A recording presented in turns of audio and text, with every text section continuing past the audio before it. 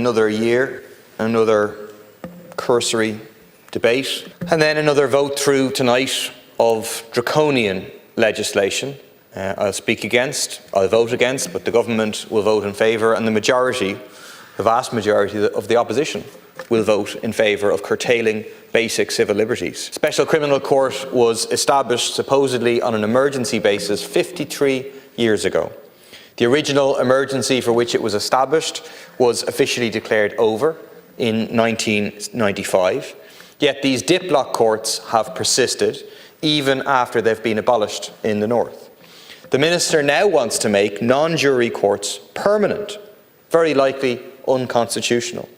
Will he commit to putting this question to the people and holding a referendum on whether we want to have permanent non-jury courts? This year's reports on the Special Criminal Court show that the use of non-jury courts is at an all-time high. Right now, they're mainly being used for so-called gangland crimes, but there's nothing to stop an increase in their use against a politically motivated definition of terrorism in the future. Over the last few days, the British government has announced that the direct action, non-violent group Palestine Action in Britain is going to be proscribed as a terrorist organisation. That means anyone who doesn't do anything but simply says, "I support Palestine Action," as I do, could be faced with time in prison. Incredible. If the same happened here, we could see protesters against genocide being convicted of a membership of a terrorist organisation on the say-so of a senior Garda without the right to a jury. Tomorrow, the government is introducing the Criminal Justice Terrorist Offences Amendment Bill.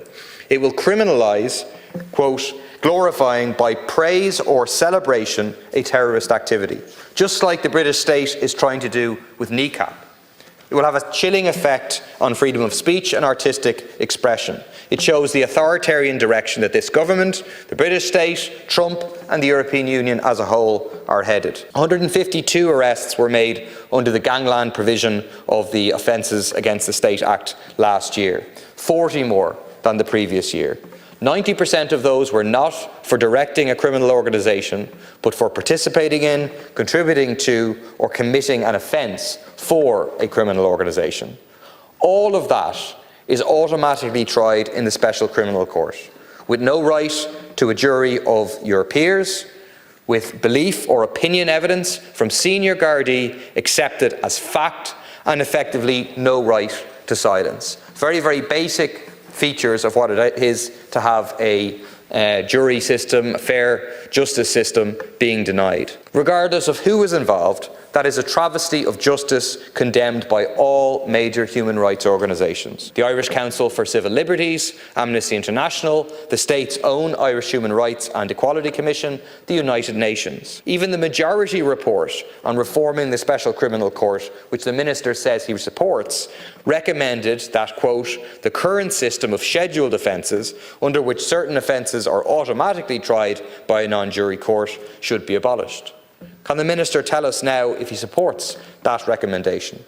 And can he explain why these draconian provisions are uniquely needed in Ireland, but not in all other countries where jury intimidation, where jury tampering can also exist, but are dealt with through other means? For example, the use of remote juries, which defends the right of people charged with serious offences to have a trial of their own peers.